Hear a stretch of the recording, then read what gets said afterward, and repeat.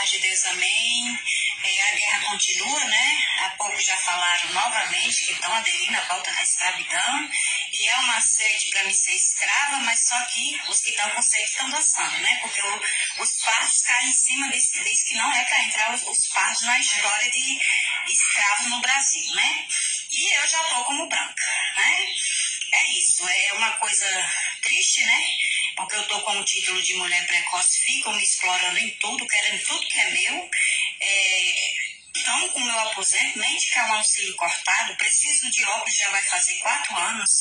Horas querem minha casa, querem o ganho do meu esposo.